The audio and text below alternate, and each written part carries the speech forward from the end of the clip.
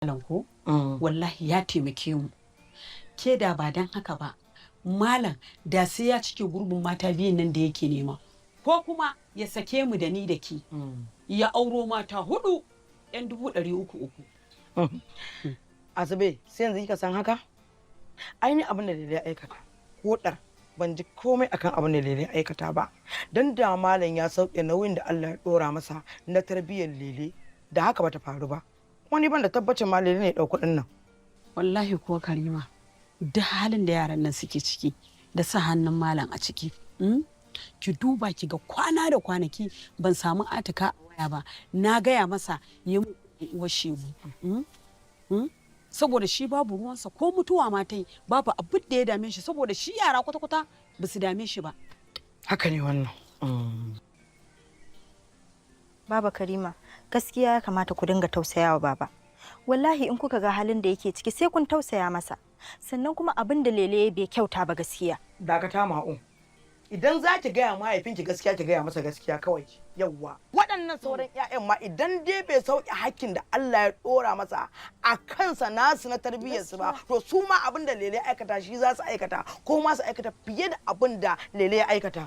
idan ba dan Allah ya sa kin so biredin nan da ganyen shayi an dafa shayi a cikin gidan nan ba da haka za mu zauna ba mu karya ba dan babu abin da za mu ci a cikin gidan nan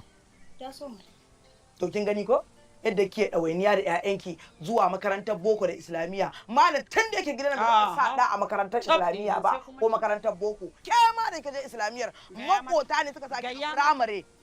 da ta auri mijinta Kabiru shine yasa ta ci gaba da karatun shine ta kai wannan matsayin yaƙi da jahilci take kuma shi sai ya ɗaukar nauyin ƴaƴansa yake wata magana yarinya uwar iya ba kai saka magana ma wallahi bai tausayi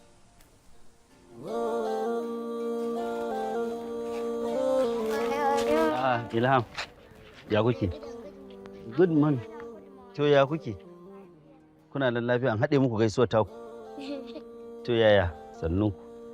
Za ku je makaranta? Uncle Matan za ka kai mu makaranta a mota kamar yadda dadin mu yake ga makaranta. Dan kai ku yanzu ma abin da za a yi ku je can ga motar ku je ku shiga ku jira ni. Ga nan zuwa. Zan kai ku. Lafiya lau. Lafiya. Lau alhamdulillah. Kika ce kina son gani na. Dama abu biyu ne yasa nake neman ka akan maganan gidan da kace za ka saya to kwana biyu na ji shiru ka ce za ka sa dillalai su bincika shine na ce na Allah ai gaggawa sayan gidan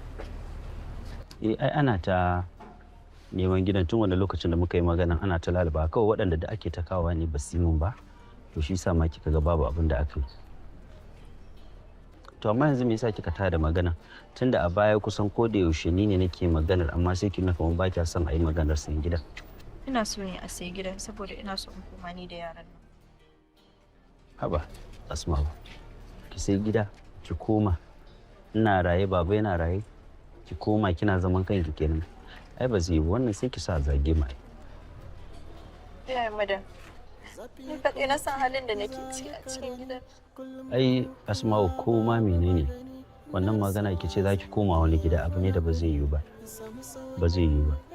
kin ce maganganun da zamu yi guda biyu ne yanzu kin faɗa ɗaya ki faɗa min ɗaya saboda sauri nake kada in makara zuwa wajen aiki ina son cikin kuɗin da za a sayi gidan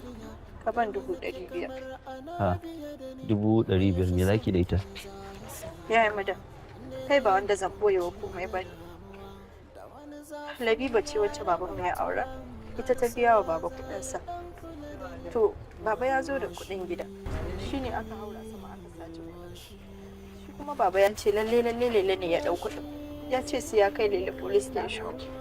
ni kuma ba na son maganar ta wuce gida shine na ce zan ba baba wani abu a cikin kuɗin kai shanin Lele da baba sai haƙuri abin da kika yi gaskiya ya daidai yanzu transfer kike so a yi ko kuma cash kike so duk wanda kake so bari in ji sai in kai yaran makaranta ko ba zan so kin ga mu tafi tare ba saboda kada mu je na dauke ki mu hadda gayin can kuma ki sake fashe min da kuka kudu baya kona ne na ji jiki na yi rauni na yi kamar mai shauni ina son rarrashi wayo Allah gani kai ne kaɗai kake gane ni to ni ina ganin zan